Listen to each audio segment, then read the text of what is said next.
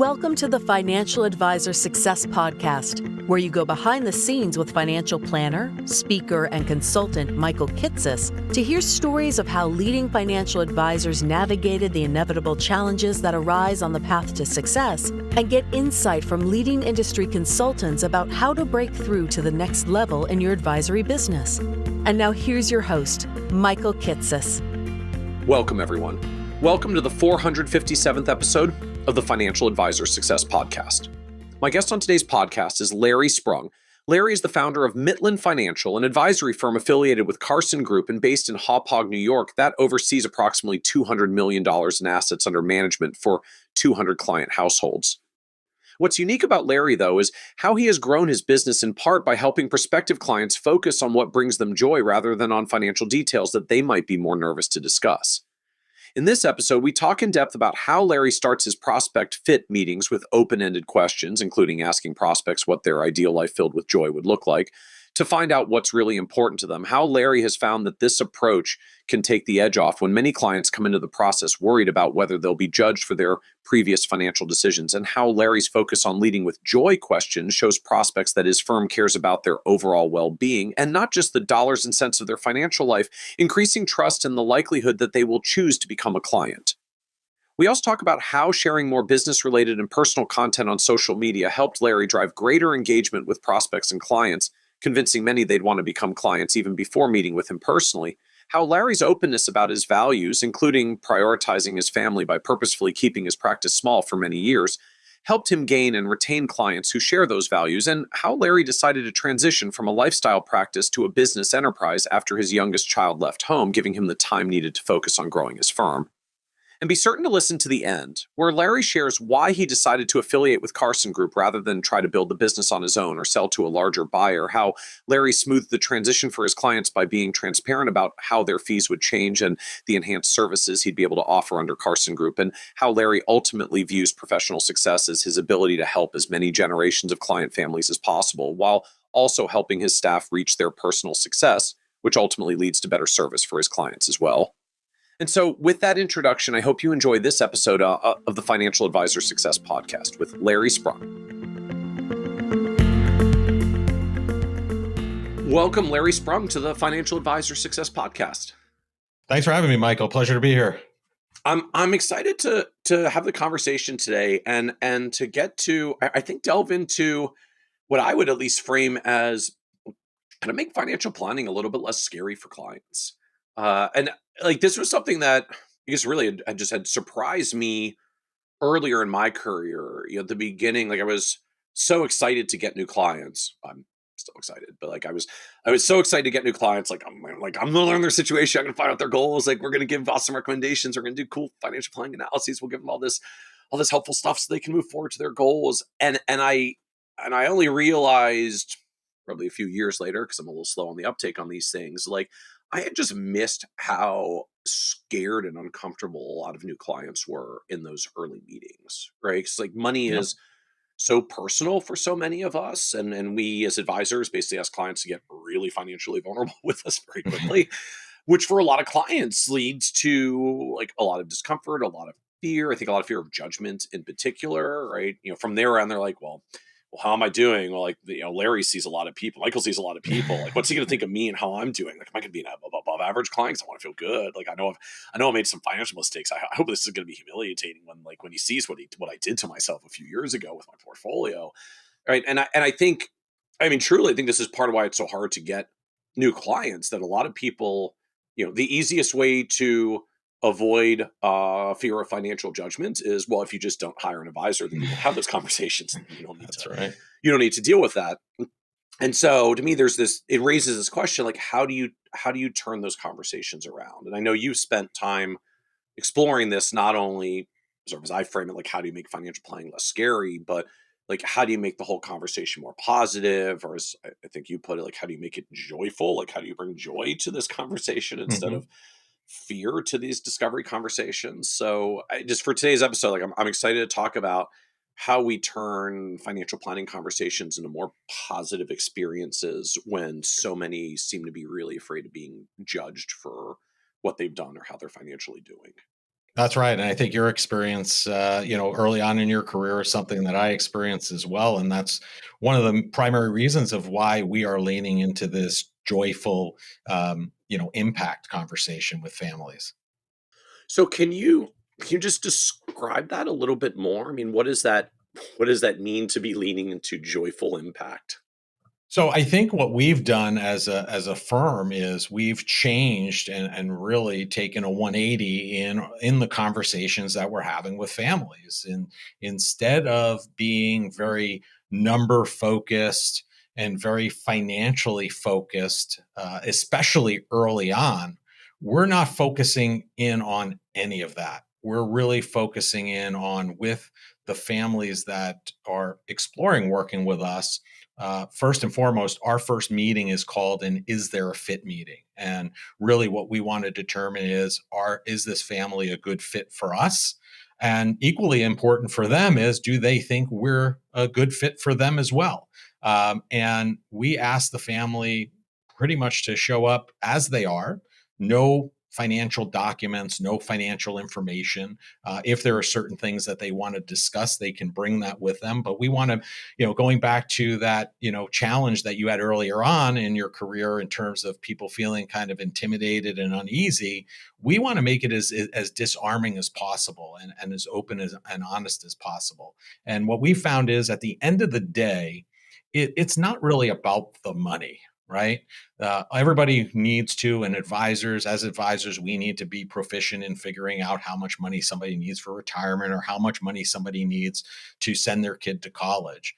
But when that family's walking through the door, they're pretty much convinced at that point that we have at least that skill set. We're good at that. So instead of focusing on that, we focus on the things that are most important to them. We want to understand, well, what do you want this money to do for you? What is your game plan for the money before we even get into how much do you need? What do you want to do? Do you want to send your daughter to medical school debt free? Is that what makes and brings joy to your life? Do you want to walk through the doors of a community center that you and your family had a hand in constructing or building? Or is it just simply, you want to go down to your beach house and sit on that deck and overlook the ocean and drink a cup of coffee? Whatever that looks like for you, we spend, probably 80 to 90% of that first meeting talking about what that looks like to them, what that means to them, and what that would feel like if they were able to accomplish or do those things. And that's really where we spend the lion's share of that initial meeting with that family. So can you walk me through a little bit more? It's just the questions you use, the way you set the meeting with the client to do this. I'm envisioning this is not necessarily what they thought they were going to be getting as a conversation uh in coming in with an advisor. So I'd love to hear more of how you actually get this conversation going with clients and if there are like go-to questions that you typically ask to open this thread. Sure. So, I mean, we do prepare them for the meeting because ultimately, I think most people who've worked with an advisor before are conditioned that if they're looking or searching for a new advisor, that they want them to bring these financial documents with them. So we try to prepare them as much as possible in advance and share with them that really this meeting is simply a fit meeting. We've had the luxury of working with second and third and now approaching some fourth generations of families that we've worked with from when I started in the business. And we say, the primary basis for that type of long-term relationship really comes in the outset to making sure that there's a fit. So we outline it very, proactively at the beginning. We tell them that there's no need to bring documents, just bring an idea and be ready to discuss kind of what their goals and objectives are and what brings them joy. And I would also preface this by saying, Michael, that a lot of the inbound traffic that we get are from either referrals, COIs, social media. So they already have an idea of what we talk about and this joyful slant or joyful conversation that we bring to the conversation. So I would say for many of the people, it's not too surprising. But with that being said, we tell them up front, we're going to spend the majority of the first meeting learning about about you, learning about what brings you and your family the most joy, and what you're striving to continue that joyful nature in your life. And we're also going to spend some time telling you about us and our practice and how we're compensated, all the important stuff, if you will, that you would need to know to make a decision whether you feel we're a good fit for you. And through the conversation, we're going to be looking and evaluating whether or not you're a good fit for us, and you have challenges and issues that we've successfully worked families through and helped solve. So that's how we get them there. So it's not too surprising when they walk through the door. And then some of those things that we have conversations with once we're in the meeting are really just asking some, general open-ended questions and letting them talk. Right. And seeing where the conversation goes. So some of those, we might start out just as simply as saying, so listen, we know you're here, you have some challenges. Before we go into those, if you could create your ideal life filled with joy, what would that look like? And let them talk. And then usually there's something out of that conversation that will drill down a little bit further to uncover, what's really important to them, why they want to have that joy in their life. If they say, as my example earlier, that they want their daughter to go to medical school debt free, typically there's some type of issue or challenge that happened in either the husband or wife's life, that they were either riddled with debt coming out of school, or their family, their mom and dad couldn't afford to send them to school, and they want to have the pride and joy of being able to do that for their kid. So it's asking those open-ended questions, not necessarily about the money, but about those things that the money could help that family accomplish. That's just going to allow them to beam with pride and joy. And that's really at the heart of that initial meeting and that conversation, to really understand what that family is all about and what really drives that joy factor for them. So I'm it's there's something striking to me. As you frame that question, like, if you could create your life filled with joy, what would that look like?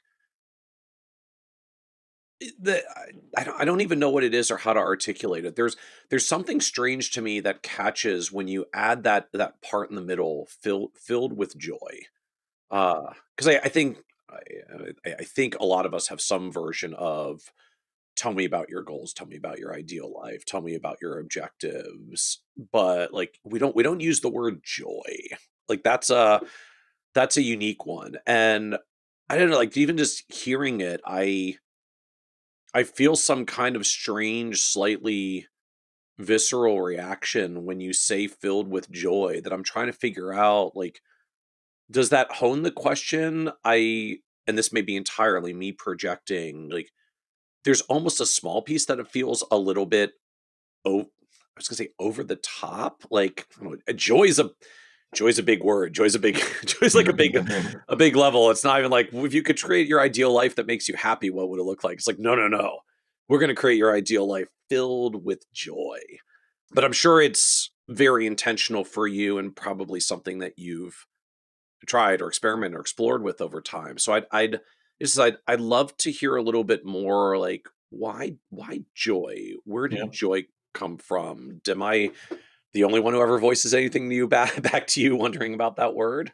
No, I mean, it's something that has resonated with those that know me, follow me, and have known me for a while. So, kind of let's take a step back for a second, and how this concept of joy really iterated. And really, it first started when about 5 years ago, when I launched my podcast and the Mitlin Money Mindset. And my wife, who's our chief marketing officer, said, you need to have a question, like this closing question that ties together each of the episodes.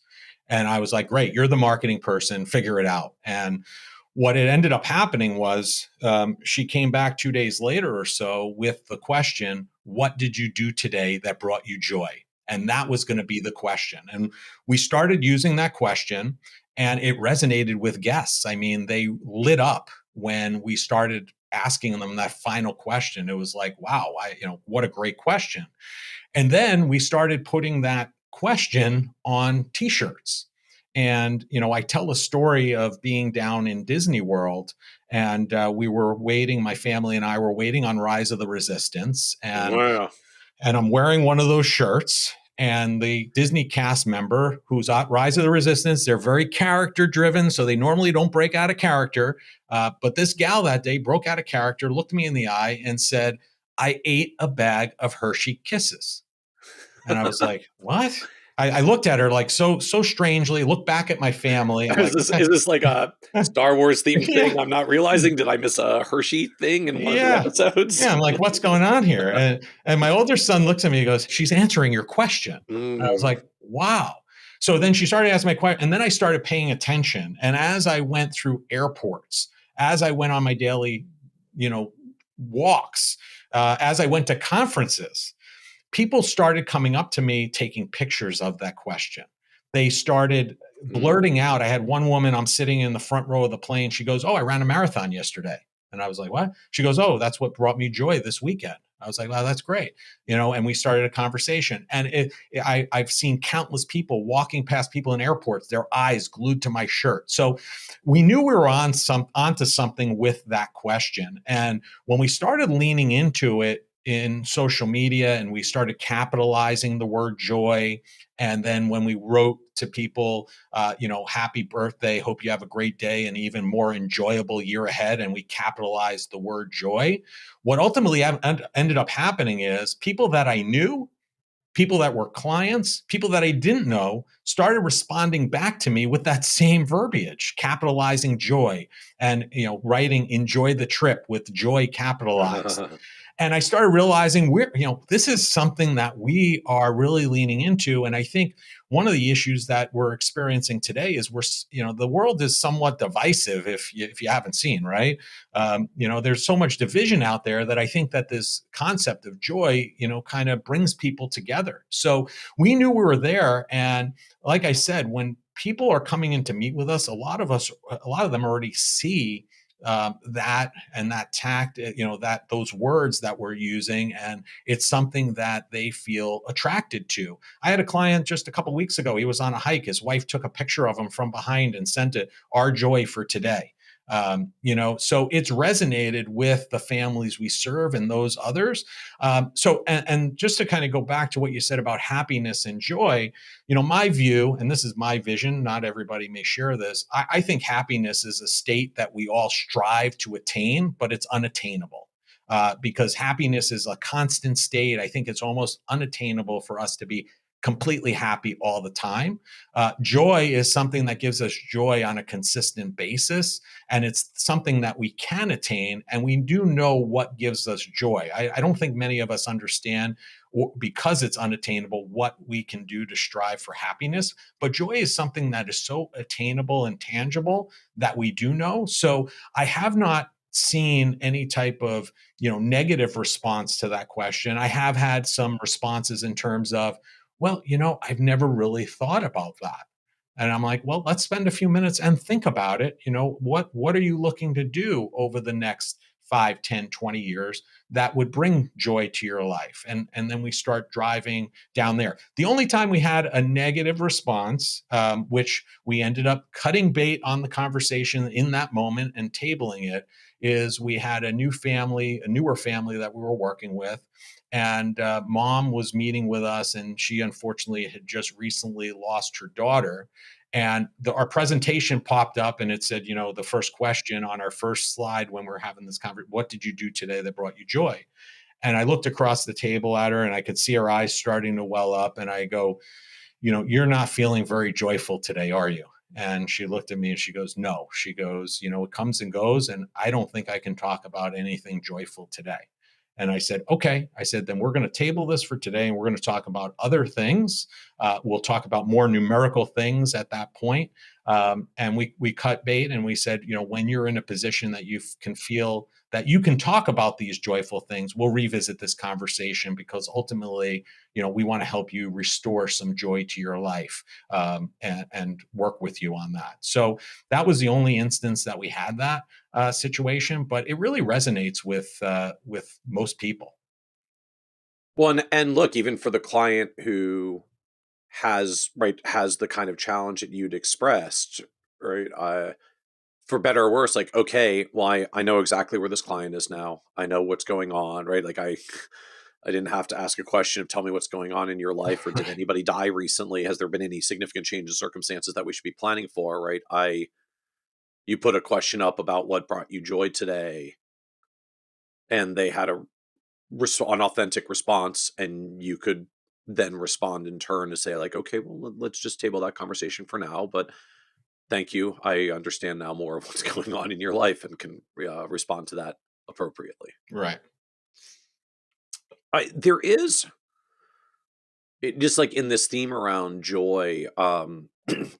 There is something that really resonated to me in what you said, that um, like happiness seems to be this thing that we try to attain as a state of being, right? Like ideally, I would just be happy all the time. Like I could have happiness, I can have work-life balance and be happy.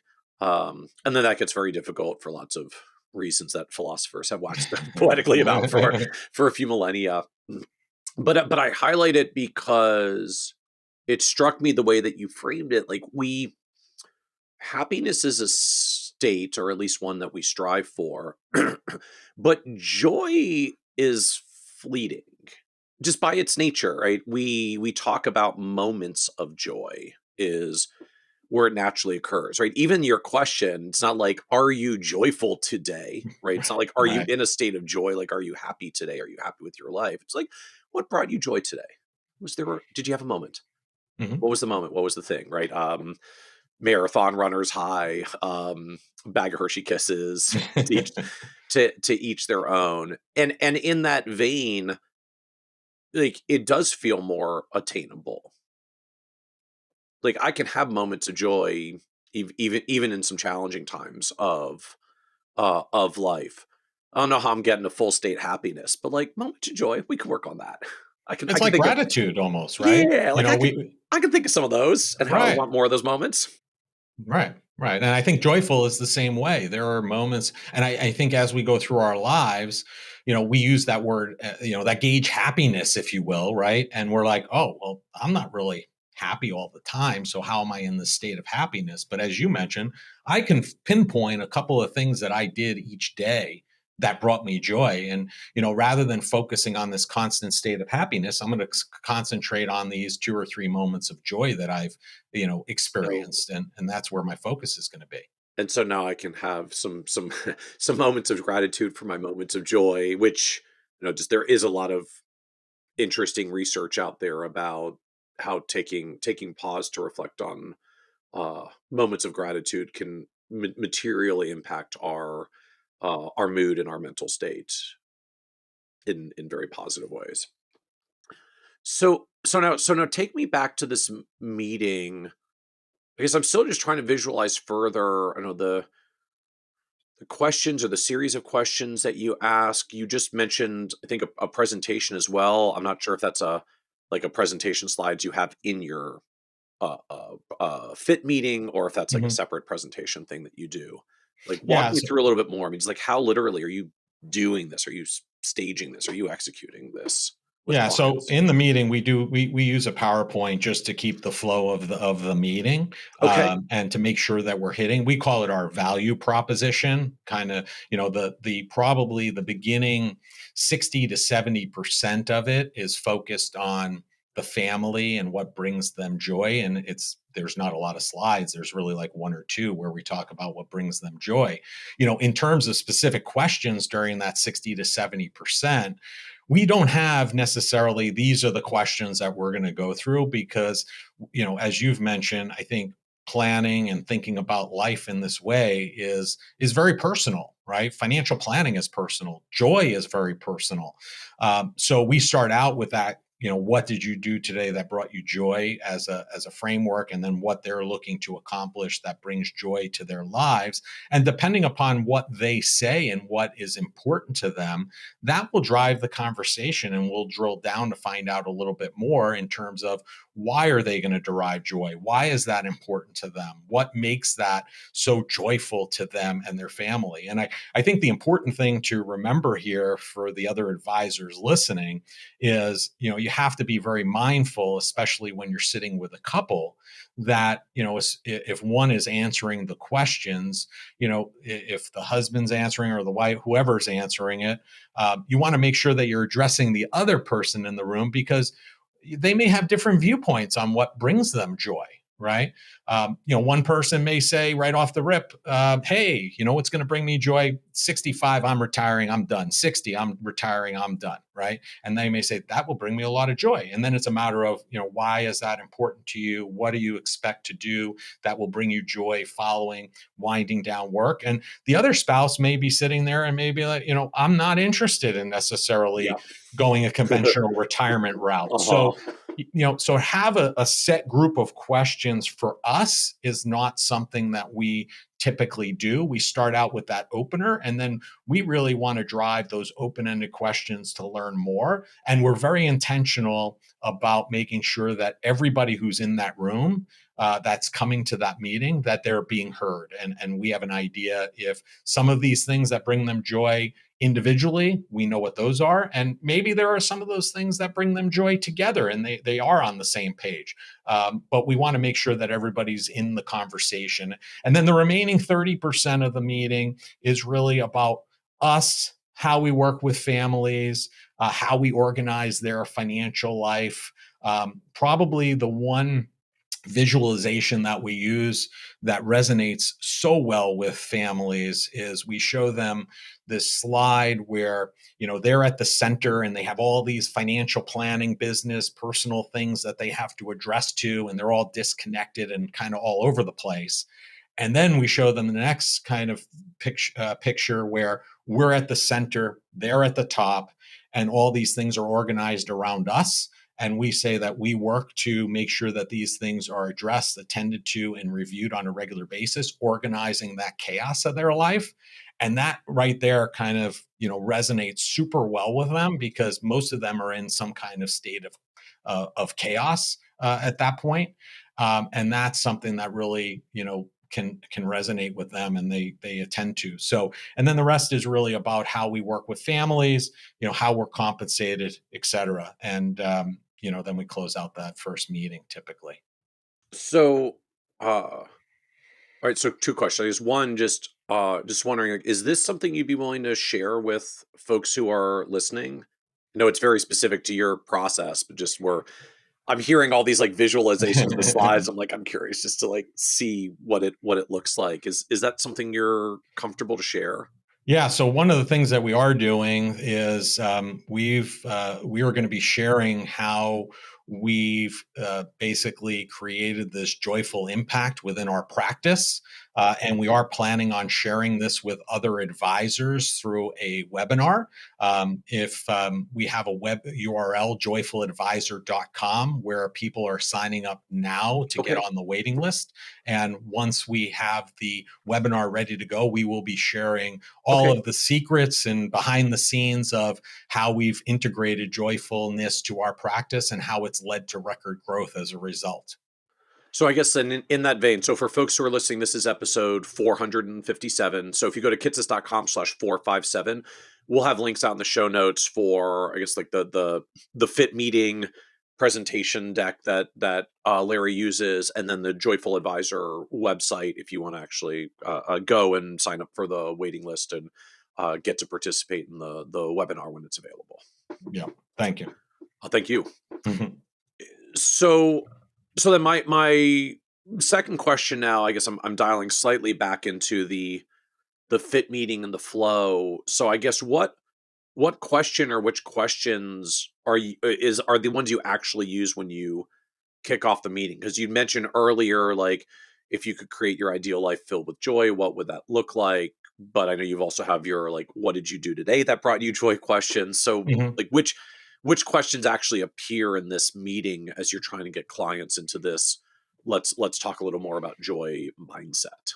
Yeah, so we kick it off the first slide showing what did you do today that brought you joy, and most people who come in understand that we already talk about joy quite a bit, and then Okay. we lead into what brings them the most joy. We'll show them the agenda, kind of our goals for the meeting in terms of talking about their joy, going over how we work with families and how we serve them, and then what the next steps would be, and then we dive into what their joyful life looks like and what brings them joy in their own personal situation. And then depending on how their answers there go, we may have to delve a little bit deeper because maybe they're not in a position that they've ever thought about that, and we try to spur some conversation around that and say, what is most important to you? What do you value the most? What do you do on a weekend that brings you a lot of joy? What do you do during the week? But we really want to dive into and hopefully get them talking right off the bat about their joyful life and what that looks like.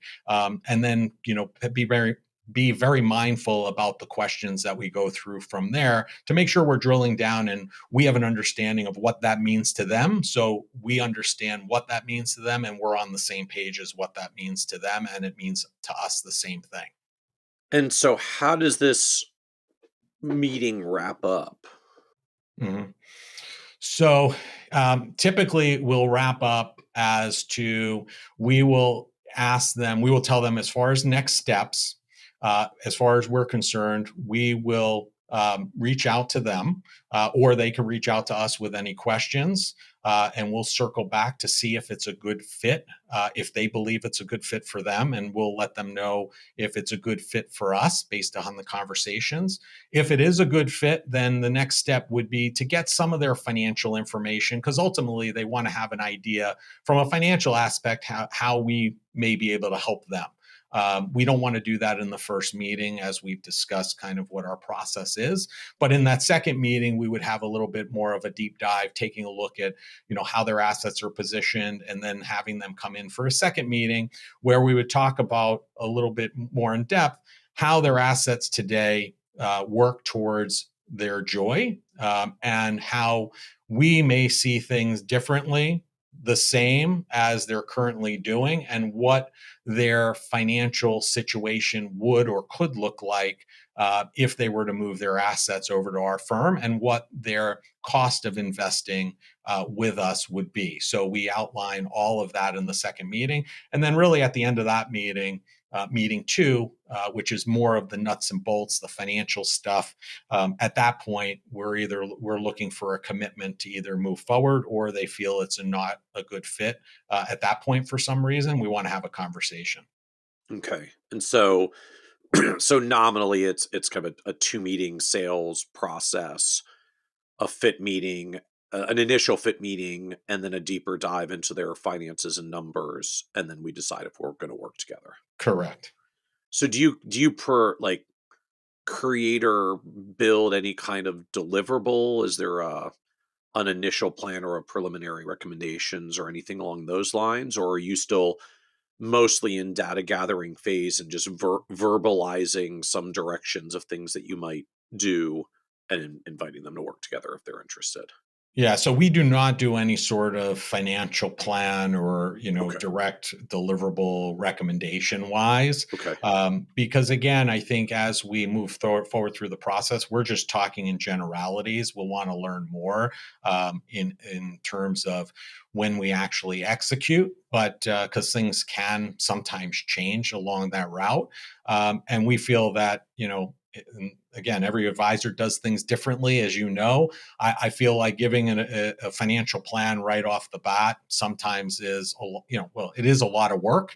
And I don't feel like we are in a position that we want to give that away. We want to make sure that we have a commitment from the family that we're going to move forward and work together. And then simultaneously, if we gain that commitment, we're working simultaneously on constructing that financial plan, which obviously at this point we have a lot of information for, and also start working with them to consolidate their assets and start working towards a game plan on how to best direct those investments going forward, whether it's making changes, keeping things the same, whatever that means for them. So I guess I'm just curious when the initial process is so focused around this joy conversation? Like, what did you do today that brought you joy? What are you looking to accomplish that brings joy in your life? Because I know you've done this for a long time, Larry. So I guess I'm just wondering, like, how do the how do the client responses change when you started having joy questions instead of, I don't know, the traditional, Yeah, yeah, yep, tell me about your yeah, financial planning goals. Like, yeah. I mean, do ultimately you still get to the same place, or is there actually something different in how it shows up for you? Or I guess how Ultimately, it shows up Michael, from them. Yeah. yeah, Michael, I think at the end of the day, we end up in the same place. I think it's just a little bit later down the road. But I think what happens is up front, they understand and they're like, I understand a little bit better about what your goals are and how you're going to help me because you're not necessarily concentrating on the assets. You're not concentrating on the money, and the response we're getting is, I feel like you have a real good sense of who I am, where I want to go, and what I want to do. And I already know, and that's why I'm here, that you have the capabilities and the ability to do the number stuff and the financial stuff. But I feel like nobody's really asked me these questions before. In many cases, we're just adding money to various accounts so we can say we're saving towards a 529 plan for college, or we're saving to a retirement account. I don't really ever know that my advisor really hasn't talked to me about what brings me joy or what this money is really going to invoke in me. So the response has been a lot better. It's been eye opening. I think we've gotten people to talk a lot more and open up a lot more since we've made this transition from, as you mentioned, like the traditional type questions to more of this joy focus in those initial meetings. Yeah, it strikes me as well. Just you've mentioned it twice now that uh, by the time prospects show up with you in your office, right, they've gone through whatever process they are to decide that you're the one that they want to talk to and spend some time with, they have likely already decided that you're good enough at the financial and number stuff, or they probably wouldn't have come in. Uh, and Yeah, that therefore you're not spending much of any time on the financial and number side of thing, or I guess like proving your competency and capability to mhm. do technical financial planning analysis and recommendations. Like, not that it's not there and doesn't come later, but just I'm it resonates to me how you framed it. Like, I just don't need to do that stuff in the first meeting or two because I don't they've already decided I'm good at that, or they probably wouldn't have taken this meeting with me. That's not Yeah. the thing I need to prove here. I'm going for connection and understanding them and just making sure they understand our, our pricing and our scope of services and how we work with people, but not, are we good enough to do a financial planning analysis? That's right, Mike. I mean, people do business with people they know, like, and trust, right? Yep. As you've spoken about many occasions, and Yes. Yes. just to kind of give you, I'll give you a quote from an existing family that we work with. She said this out in the open during an advisory council meeting that we had back in May, and she said, I was following Larry and his family for 7 years. She wasn't a client. We didn't work with her and her family. 7 years I followed him, and I decided to finally, I had an event in my life that, I had to make a decision about using an advisor. And she's like, I've watched him, I've watched his family, I've watched his boys grow up. And she said, if he can be a father and raise the boys that he's raised the way he raised them, then he's got to be good enough to manage my money and help me through my financial life. Um, and that to me tells it all, right? I think that's the important thing. People want to know that they can trust you, They can like you. You're somebody that's out for their best interests. And I think by leading with that joy piece and not focusing on the money, because many of the folks already, as you mentioned, feel comfortable that we're able to do that. We really want to dive deep and learn about them and understand them. I think the world has changed quite a bit. I know the world has changed quite a bit since when I started in this profession. I talk about a lot of all the time. When I started in this profession, it would take 4, 5, 6 meetings to even get a commitment from a family, because you needed that 6 hours for them to get to know, like, and trust you. Whereas now, through social media platforms like this, podcasting, YouTube, etc., we've shrunk that down. That's not even necessary. I mean, we have people that come in for our "Is there a fit" meeting, and before we even get started, they're like, we want to work with you. And I'm like, okay, but we're going to go through this process anyway, because we want to make sure that it's a good fit for us and for you. And we want to make sure that you are armed with all the information and we're armed with all the information we need. So I think I know the world has changed quite a bit. So now tell us about your advisory firm. Help us understand the broader context of the business that you have built around these conversations of leading with joy, and just more broadly the firm that you built, because I know you've been doing this for many years now. Yeah, so we've had a couple of, just to kind of bring you back to the beginning and bring you forward. We've had explosive growth in roughly the last 4.5 to 5 years. So I started in the business back in 1997. If you saw Wolf of Wall Street, I was at a firm just like that. And if you think the movie was over the top, I will tell you in real life it was worse. That's the way it was. But I started my independent practice in 2004, was affiliated with Securities America for about 7 years. Through 2011, then shifted to my own RIA. We were SEC registered from 11 to 20. And really during that time, from 2004 to 2020, my practice was a very good lifestyle practice. We had a very small team, me and one other person, and that was really by design. I am a family guy through and through. I lost my mom. She was at the age of 47. It was the day after my 23rd birthday.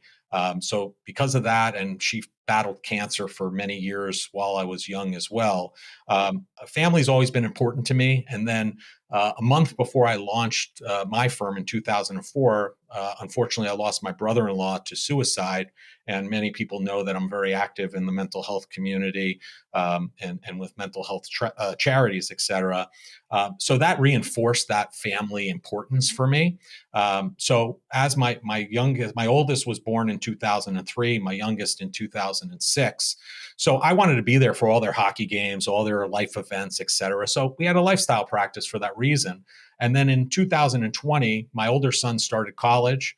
My younger son, at the age of 15, decided that he wanted to continue to pursue his dream of playing hockey at a very high level, and moved away from home and went to Minnesota, and moved out there to boarding school. And my wife and I were looking at each other, and basically I had all this newfound time. And, and I was like, yeah. And I was like, we're empty nesters earlier than we expected. And I said, now's the time for us to really grow this from a lifestyle practice to more of an enterprise practice. And at that time, I was an SEC registered investment advisory firm, an RIA, and I was doing a lot of things that were bogging down my time. So I had to make a decision, and that was an inflection point in my career. And we could talk about like the options that I looked at, but ultimately I decided at that time to affiliate with Carson Group, which we're still affiliated with. When we did that, we had about $54 million under management at that time. And over the last 4.5, 5 years, we're now, at about 200 million in assets. So we've grown significantly in that time frame that we started focusing in on, moving from a lifestyle practice to an enterprise. It also coincides with the launch of the podcast, That Question, and this shift, to joyfulness and talking about the joyful advisor, as well as becoming very active on social media. So we've grown the practice significantly as a result of having the support of Carson Group. That's been tremendously helpful, coinciding with the fact that we made this shift in mindset from wanting to be a lifestyle and moving more towards an enterprise practice. So, kind of feels to me like a very seasons of life kind of transition. I wanted to be I wanted to run the firm one way when the kids were home, and I wanted to be present while they were growing up. And then we got past that stage of life, and now I've got more time and other ways to focus, and so we go a different direction in the practice.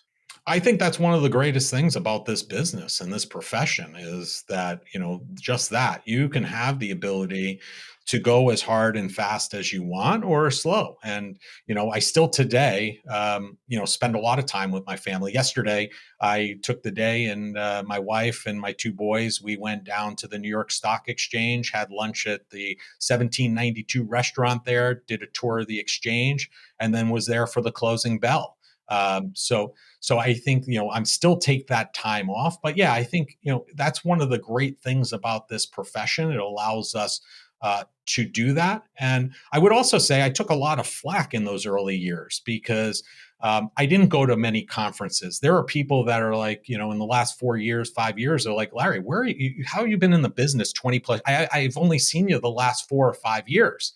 And I was like, yeah, because I was at my kids' hockey games. I couldn't bolt out to go to a conference. I was spending that family time, and people were like, oh, well, why didn't you just grow this thing, pedal to the metal from the start? And I said, well, those 18 years, or my younger son's case, 15 years that I had to be with him, I don't get those back. And I wanted to be very intentional about making sure that I was there and involved in all those aspects of their lives. So I'm trying to figure out how to frame this question in a not negative way that it's going to sound, but like, do you just take it you don't have concerns of, I miss out on something because I hadn't been growing and compounding this business since 20 years ago? I only quote, like, put the pedal to the metal over the past 5 years.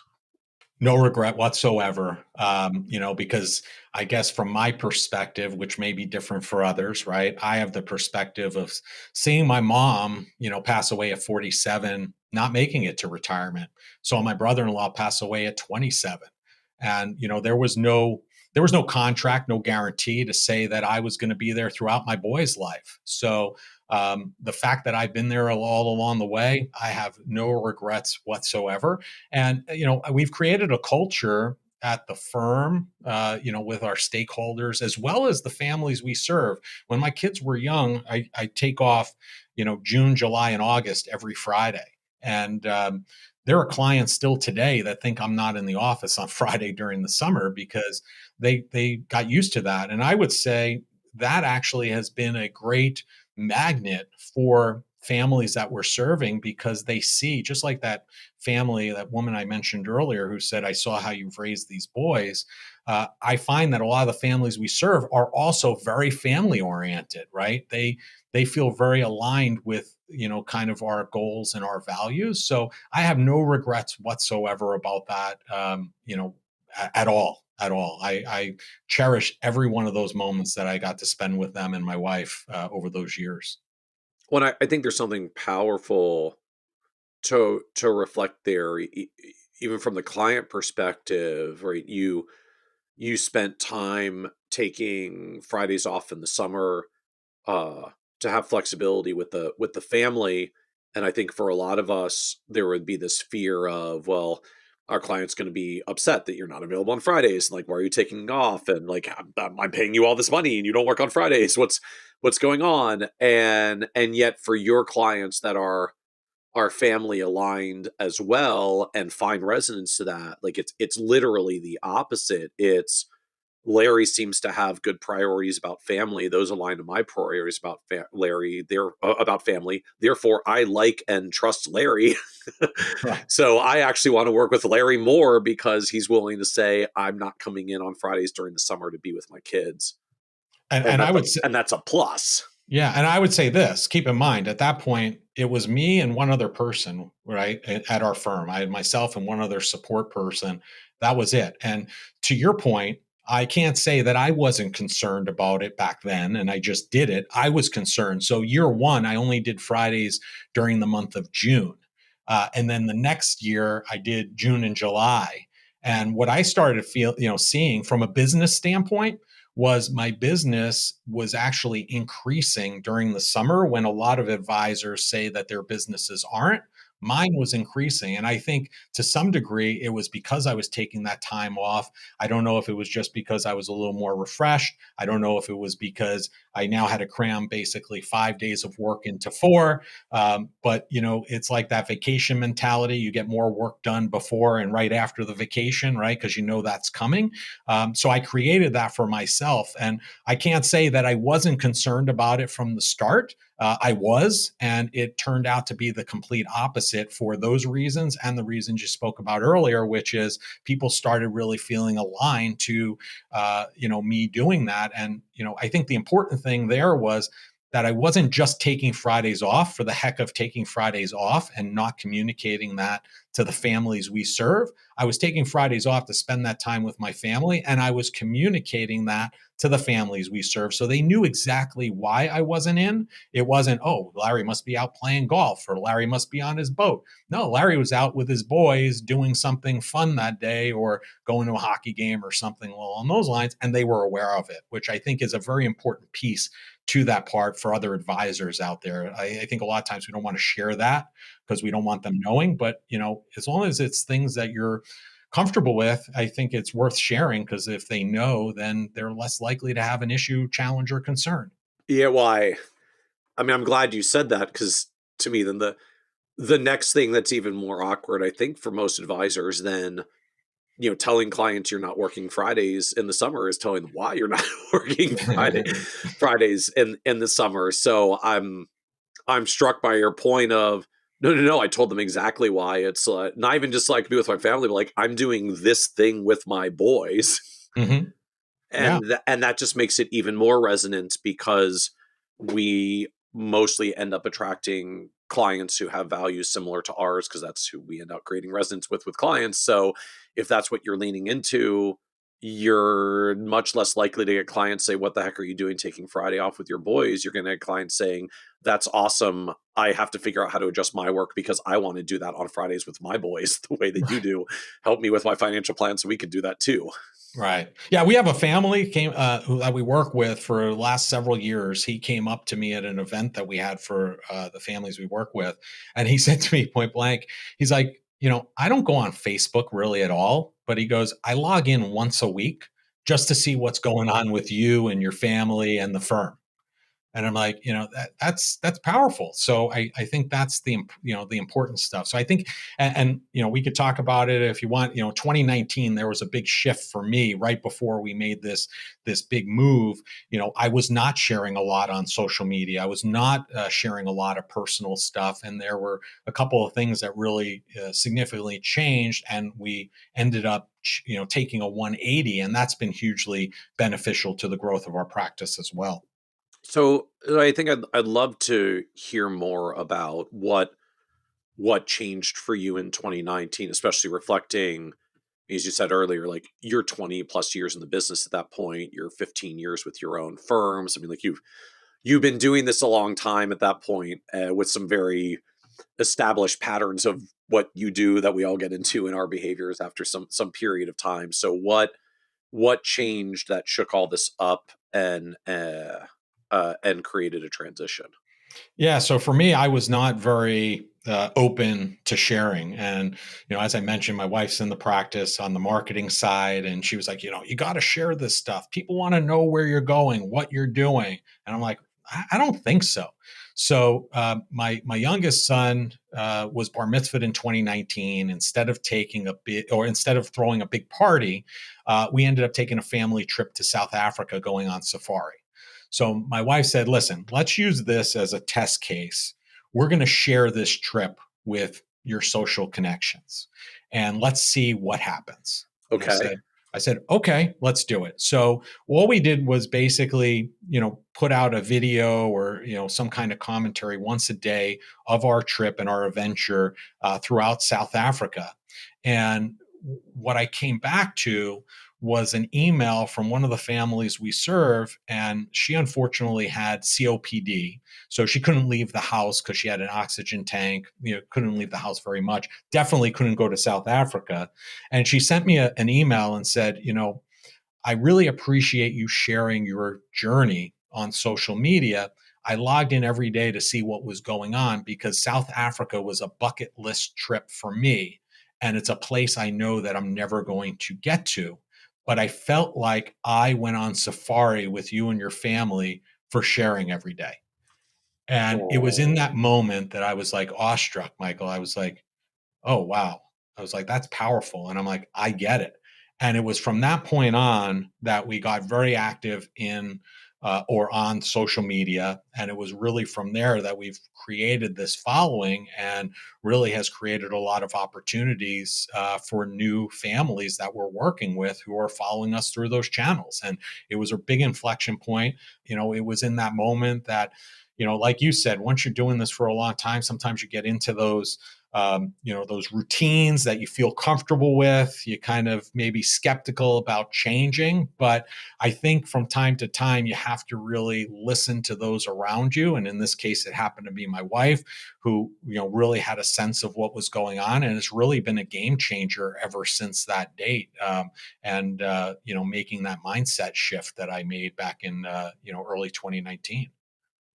so now I'd love to come to the I guess the subsequent year transition, the 2020 transition, as your oldest goes to college, your younger goes to Minnesota, you decide you want to grow more, uh, and there's a lot of stuff you're doing in the tower of the firm that you don't want to do, so you started looking for partners. So I guess just before we literally get to that um process of like going out there and figuring out what you wanted and how to make the transition. Just can you paint the picture of what the firm looked like at that point of, I don't know, like assets or revenue or client counts? Like just give us some context for where you were. Yeah. So, I mean, at that point, when I started looking at this process, we were probably in the mid to upper $40 million range, had myself and one support person at that time. As we entered the beginning, because I started exploring this a little bit towards the end of 2019, because we had an Okay. idea that my son was going to go away. So, to school. So we started kind of exploring this then. So we were probably in the upper $40 million range.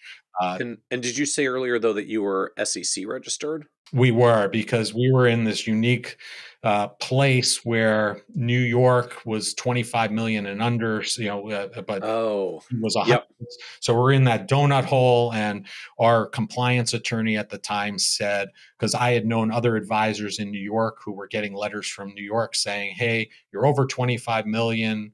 We're not going to supervise you. You have to go SEC." So in anticipation of that possibly happening, my attorney just suggested that we go SEC. So that's what we did, Okay. and that was an easy enough transition.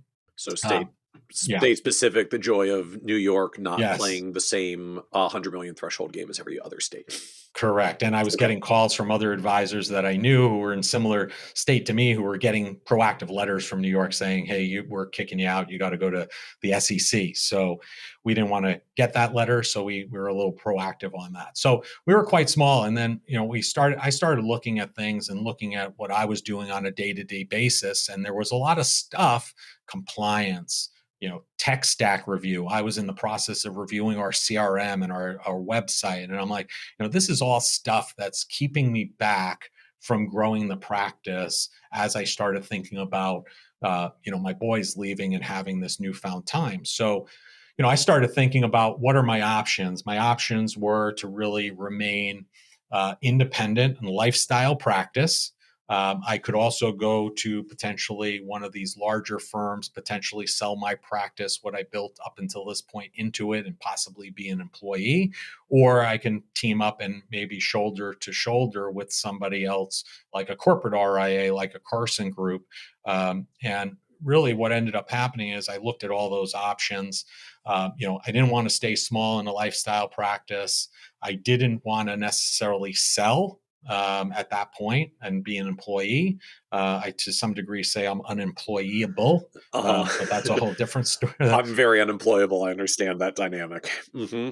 I didn't want to build it myself because number one, it was going to cost a lot of money to build it initially. And then, technology, as you know, is changing so quickly. It was going to cost a lot of money to continue and maintain. And, going back, I don't know if you remember the last TD Link conference that they had. Yes, absolutely. Yeah. So I was there. And at that time, Terry Shepard was on stage and she was talking about Carson Group because she was leading them at that point. And she was talking about how, data was so important and vital to our profession, and that the way Carson Group was building, they were owning all their data. So they didn't have to worry if they changed from one provider to another, they could plug and play. And I was like, that is really interesting. So my wife came back to me and she's like, you should really book a meeting, because they had been talking to me or reaching out to me. So I booked a meeting with somebody from Carson Group who had to be on like a 7 a.m. flight out the next morning. And we met at 5 a.m. for coffee, had a quick conversation. And then, that's kind of when I ended up going down the path with Carson Group, because I felt like they were going to be a good partner. I talked to others at that time, and I felt like they were going to be the best fit for what we were looking for and how we were looking to grow at that time. And it's been a great partnership ever since. So I guess I'm just curious here more like, what made Carson in particular feel like the best fit, or what else what or who else were you looking at that didn't feel like a good fit? Like, I'm just fascinated to hear which things resonated with you or not that shaped the decision about who you chose. Yeah, there were a couple others that I had talked to. I'm not sure why. I can't recall at this very moment who those other two were, but they were rather short-lived conversations. The thing that I really felt compelled with Carson Group was really the people. Everybody that I encountered there, everybody I talked to, felt very much in alignment with what I was looking to accomplish and what we were looking to do. I also felt like they had one of the best tech stacks that was out there, which was extremely important to me at that time and continues to be. But really, it was the people and what they had in their process and their offering. And I just felt super compelled about it. And, even to this day, I feel like the people there are really and the culture really makes it an excellent place. And we've felt very comfortable. We felt like it was a home for us from the very beginning. And keep in mind, I made this decision in the midst of COVID. I didn't have the opportunity to go out to Omaha and meet with people face to face. I did everything via Zoom. And the big concern for me was, as I mentioned, I started this real push in terms of social media engagement and putting a lot of content out there at that point. The biggest thing for me, and I guess the last hurdle was, as an independent SEC registered RIA, I was the compliance person. I had a compliance attorney. I kind of knew what I could say, what I couldn't say, that process. And, we've all heard that terminology, the business prevention department, when it comes to compliance. I do not feel that way at Carson Group. Obviously, I took a little bit of a leap of faith initially because I told them that this was a major concern for me and a challenge for me. And I remember one of the last conversations I had before I ended up signing the agreement was I got on a Zoom with Omani, at that time. And I said, listen, my one concern is this compliance aspect. I want to make sure that I'm not going to be stifled, that if I want to put out content, it's not going to be, I create it today and it's going to be out 3 months from now. I know the horror stories. I don't want to be that. And he looked at, over Zoom, looked at me in the eye and said, listen, he goes, I have to get what I put out compliance approved. And he goes, I don't have any issues. He goes, I also have been following you for quite some time as well. And he goes, I don't see any issue with what you're putting out. I think you're going to be more than fine here. And I said, all right. I said, I'm going to take your word for it. And then basically that was the last hurdle signed.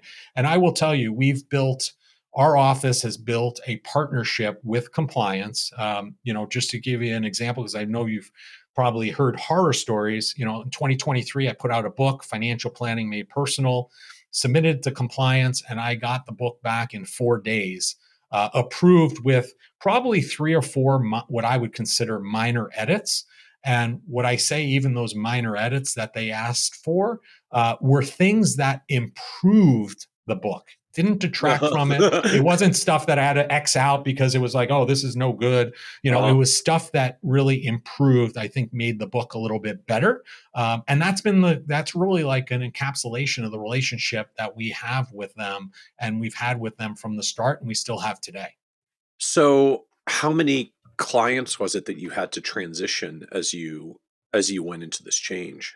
That's a good question. I would say we were probably less than half of where we are now. I would say we were probably about 80 families or so at that point. So, and it was you want to talk about easy transition? It was easy, Michael. I know a lot of people have a lot of problems.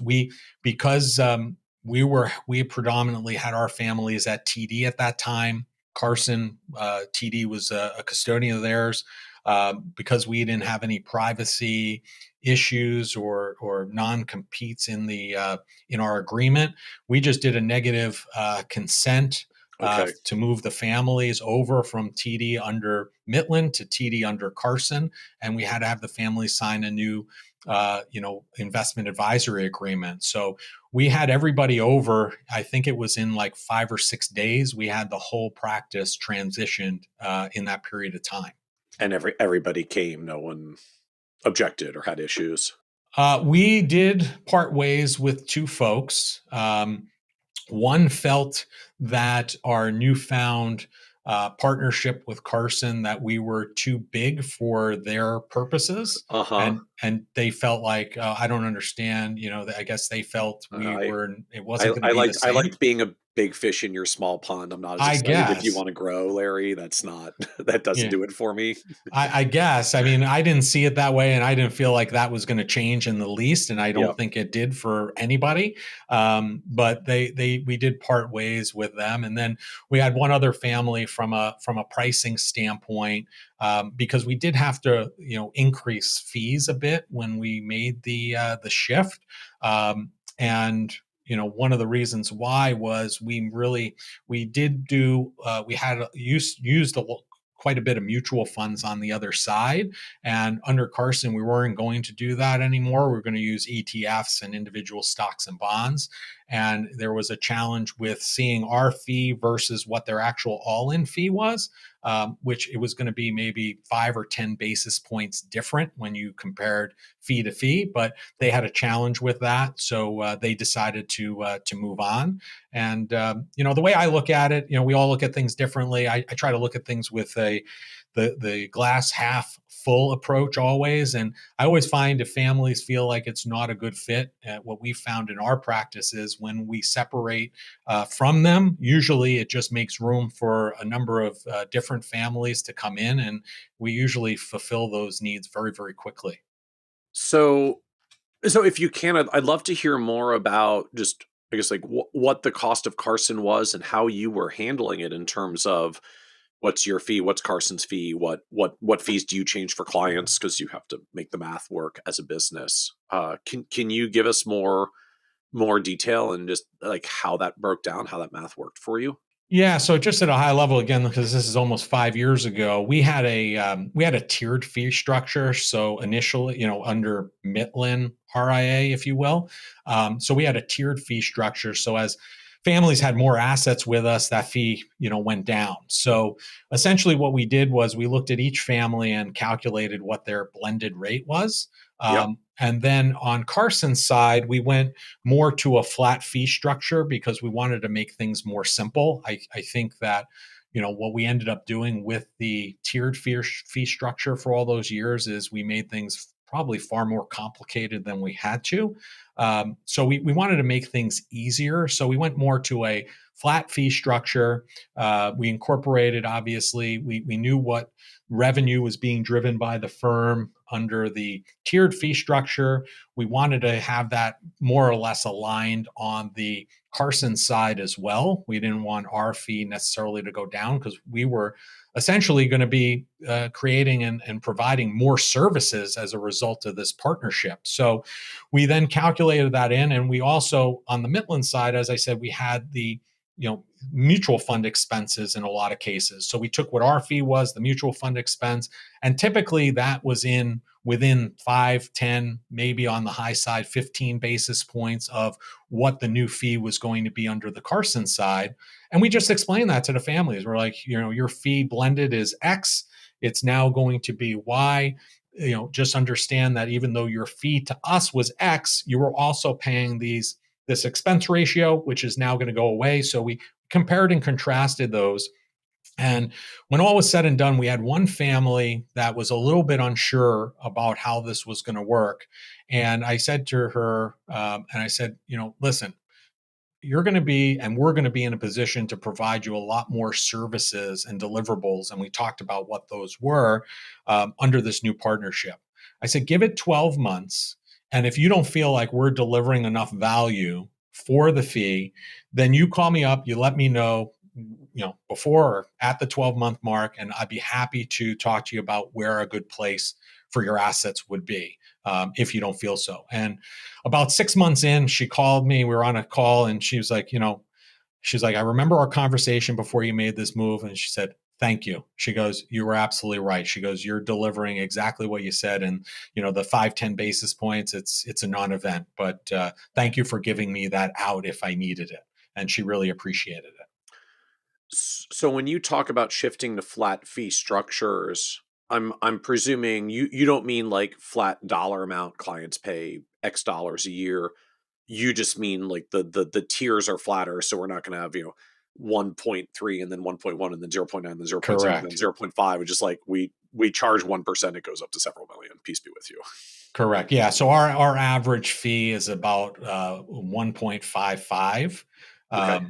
and that's all in. So So that's all the in meaning like your fees, Carson fees, underlying ETF expense correct. ratios, like all in. Correct. Yeah, we're averaging about that 1.55 mark, up to about 3 million, and then there's a break in pricing from 3 to 10 million because we get some relief also from Carson at that point, in terms of Okay. them being participatory in that fee arrangement with us. So it Okay. goes down from a flat to a share, and then $10 million and up. We also have a separate, pricing structure, another Okay. private client tier at that level. Okay.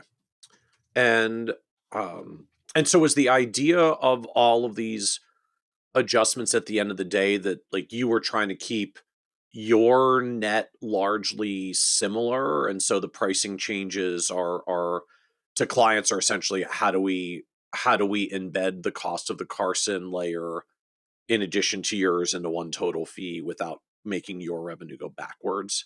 That's right. Yeah. I mean, we wanted to make sure that the revenue of the firm in this transition did not, retreat. We wanted to make sure that it was at the same level, if not higher, because we were confident. Obviously, at that time it was new, right? So you go into it with eyes wide open, but you also, I think, a healthy dose of skepticism is also okay to have. We were fairly confident that in this transition we were going to be adding a lot more value because of the resources and support we would be receiving to the families that we serve, and we were confident that we were going to deliver on that. So we didn't want to see our fees retrace as a result of that. And so then you get 5 to 15 basis point increase for the client, some portion of cost savings of lower cost ETFs and direct stocks that displace the mutual funds. And so that's those buckets together let you cover the Carson fee. So while you tried to hold yours relatively even.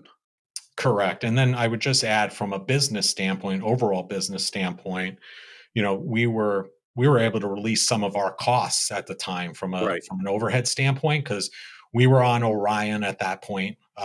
We were, a direct relationship with Orion, and I think, my annual cost for Orion was somewhere in the $20,000 to $30,000 a year range. That went away because now that was picked up under the Carson tech stack. And there were other Okay. technologies that we were using and paying for Okay. that was revenue that dropped to the bottom line now, instead of going out the door in an expense either.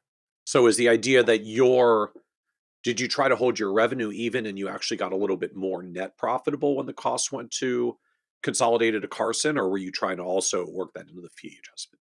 No, I think you the former. We were looking to keep the revenue the same, and have the profitability increase at the same time. So benefit of working with a partner that that supports Correct. you well. Correct. Um, and uh, and then how did you? I just love to hear a little bit more of how you communicated the change to clients at the end of the day. I mean, you've got a platform change, you've got a pricing change. Basically, everyone stayed. How did you communicate? Yeah, I mean, it was over a 3-4 month period, reaching out. If we had a meeting with them already scheduled, we would incorporate that into that meeting, and if we needed to schedule something, off cycle, we did that as well. And it was a matter of telling the story behind the why. It's going back to, I guess, that conversation we had earlier about sharing the why with the families. Why was I taking Fridays off? I think Yeah. arming people with all the information, especially in a situation like this, is helpful, not hurtful. So we Yeah. shared the why behind why we were doing it, because we wanted to add more value. We wanted Yeah. to be able to spend more time with them and working Mhm. with them and their family. We also shared the why around having Mhm. now a portfolio strategy team, which we did not have, right? We were managing the Yep. assets ourselves. Having the advanced solutions team and having accountants, attorneys, and trust professionals to help us navigate those areas. So we went through all those areas that are super helpful, that we were going to add value in our why from a tech standpoint, how their experience was going to increase also from a technology standpoint, and basically then communicated that these added services are potentially going to have added costs associated with it, or added time that we're going to be spending with them, and that's we're going to be making the adjustment. And we made it very clear, we tried as best we can in most cases to keep it relatively flat, meaning their cost in terms of what they were paying us versus, and adding in those internal expenses versus Right. what Oh, they were going to be paying us now, and with those internal expenses, trying to keep that on par as much as possible. And we felt like they were going to be delivering, that we'd be delivering a lot more value as a result. thus being able to say, like, we're giving you all these additional things, and your total net fee may go up like 5 basis points. Right. Right. There you go. So now where is the business today? Like, just help us understand where the business stands now in terms of assets, revenue, clients, team. Yeah. So right now, we're about 200 million in assets. Okay. We'll do somewhere between probably 1.7 and 1.8 million in revenue, Okay. for this year, and we're at about 200 households currently. Okay. Our team, we have a team of 6. So I'm the founder and lead advisor. We then have Jarrell Bland, who's our associate wealth advisor, who I know Michael, and Yep. he credits his shift from insurance broker dealer world to RIA model because of you and this podcast. So it works. It works, and he's been a valuable member of my teams for 5 years plus. He joined us the year that we made this transition, probably about 10 months before. And then we have Carmen Abustin, who's our relationship manager. We have Josh Rubel, who is our director of first impressions. He basically handles our operations. My wife Denise is our chief marketing officer. We're all that group is located here on Long Island, and then we have one stakeholder that works remotely from Texas, and she acts as in an administrative capacity. She does a lot of the stuff that you wouldn't need to be in our office to do, like scheduling annual reviews, confirming annual reviews, doing onboardings to get information, and working on our podcast and some other social media things for us as well. So as you reflect on this journey now, what surprised you the most about the path of building your advisory business? I think there's things along the way that we have to pay attention to, and I think a couple of those inflection moments for me were starting out in the brokerage side of the business, and then taking 5 6 7 years to understanding what the RIA world was. I will say there, you talked about regrets about building the business faster. I don't have any regrets there, but I do to some degree have a little bit of regret not learning about the RIA model sooner, because I feel like I would have made that transition a little bit earlier. Whether I could have afforded to do that earlier, I don't know. But hindsight's 2020. I think that was an inflection point for me. Is dropping that Series 7 and dropping the FINRA affiliations. That was hugely beneficial to the growth. What And then was what was so significant about it for you? I just felt I always felt weird about the broker dealer side. I always felt weird about being compensated in a commission fashion. And the thing that really sealed the deal for me was having a talk with a manager before I launched my firm, and I was with Bank of America, which was just merging into Merrill Lynch at the time. And the manager was like, "Hey, what could we do to make the team more successful?" And I was like, well, my compensation's not really derived by the team. This is where I become unemployable, Michael, like we Right, talked right, about right. earlier, right? And she's like, well, okay, what would make you, be more successful and drive more revenue? And I said, well, last month we had 40 hours of meetings. I guarantee if you cut those out, I'll be more successful. And that it was that mentality, and the mentality that they would talk about doing the right things for people, but when all said and done, I found a lot of the actions didn't really support that because it was very revenue driven. So I didn't know about the RA model back then, until I, started getting into the late, 2005, 2006, and then figuring that out. So that was an inflection point, and I felt a lot more comfortable, I think, in my own skin, doing business that way with families, because I think had I found that earlier, it probably would have been an easier transition for me. And then, again, moving and finding that right partnership has been hugely helpful to me. And I guess one step before that would have been, in leaning into social media has been hugely beneficial, and then finding that partnership. So I highlight those three events. And then most recently is really leaning into this joy is really now accelerating, and having the team that I have in place to help support that, it's really set us up for a lot of success, which I'm pretty excited for. So, what was the low point on this journey for you? Yeah, that's a good question. And, I know you ask people that. So I was kind of thinking about that. And to be completely transparent, I don't feel like there was any real low point in the business per se.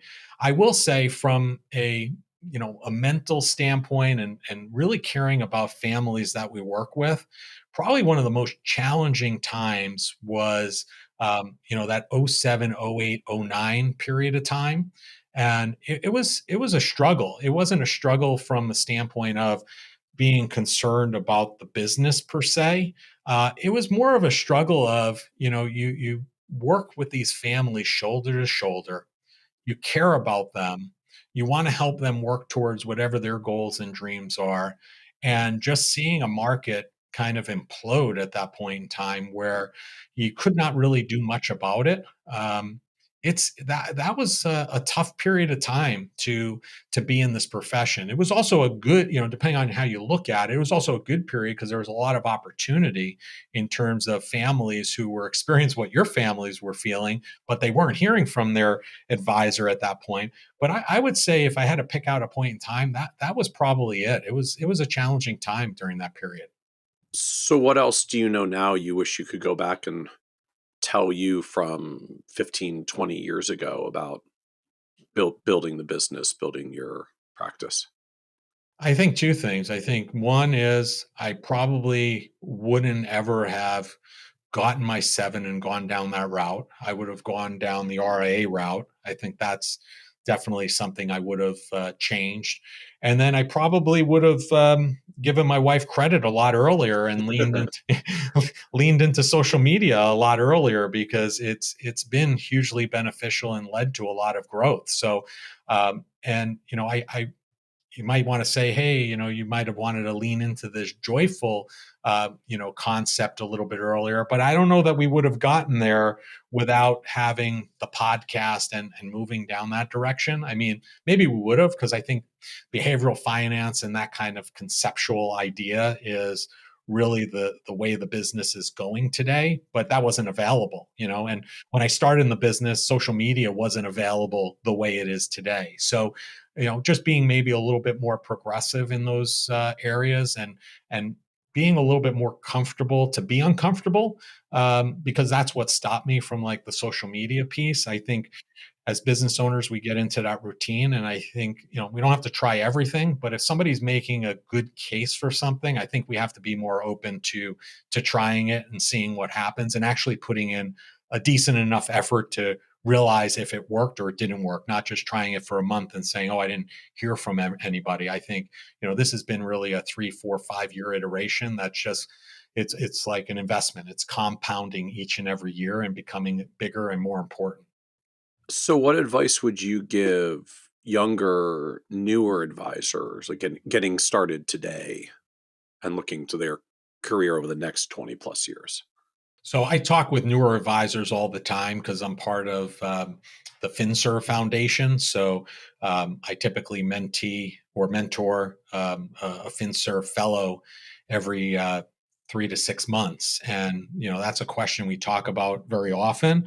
And I try to save some of these folks from what's going on in the world out there and going down the wrong path. And what I mean by that is I don't think any new advisor can or should or would benefit from the brokerage model. I think that, there's a clear wave moving into the RA side. I think it's going to continue, growing in that direction.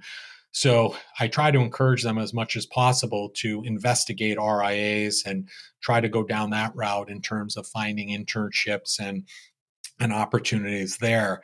And I think that that's somewhere an avenue that I try to encourage all young people to go down, because I think the organizations that are more on the brokerage side and the on the selling side, they have deep pockets and they have a loud voice and they capture a lot of these young people and they're enamored by it. And I think we as a community of RIAs, we have to do a even louder job of getting out there and drowning that out a little bit to show them a different path.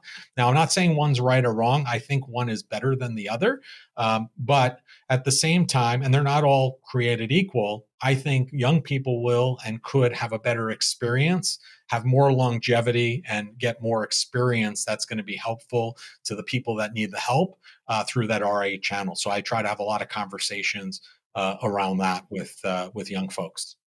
So as we wrap up, this is a podcast about success. And just one of the themes that often comes up, right? That word success means different things to different people, sometimes changes for us as we go through different stages, different seasons of life. And so you have this like wonderfully successful advisory firm now as it's like not just crossing 200 million, but basically like 4xing in 5 years. So the business is on a wonderful path right now. How do you define success for yourself at this point? Yeah, that's a great question. So I look at success from two standpoints. I look at it from a standpoint of personal success. And then I also look at it from business success. So for me, personal success is being the best dad and the best husband I can be, and being there for my family whenever they need me, and be there for all the important milestones or events in their lives, and being there for and with them. So from a personal standpoint, that's very important to me. From a business standpoint, I know a lot of people talk about, a revenue goal or an asset under management goal. For me, from a business standpoint, I'm looking to grow this business and grow it in a way where the business success is going to be determined by how many families can we impact in a positive way, right? How many generations of those families can we impact? And kind of try to measure that, I guess, as best we can. And then I think as important is those stakeholders that are dedicating, their 40 plus hours a week here, that are really enveloped and into the mission and the core values of Midland Financial, is helping them reach their personal success. And I think if we do that, if we help the families we serve reach their success, and I think just as importantly, we help our stakeholders reach their ideal personal success, because if they're doing that, they're going to be better serving those families and helping them. To me, that is creating a successful business and a successful life for a lot of people that we're surrounding ourselves with. I love it. I love it. Well, thank you so much, Larry, for joining us on the Financial Advisor Success Podcast. Thank you, Michael. It's been a pleasure, and always enjoy your show. Thank you. Want even more ideas, tools, and resources on how to break through to the next level of success as a financial advisor? Check out the leading financial planning industry blog, Nerd's Eye View, at www.kitsis.com, where Michael covers the latest practice management trends and financial planning strategies. And by joining the members section, you can earn IMCA and CFP continuing education credits, along with exclusive member content. Get it all now at www.kitsis.com.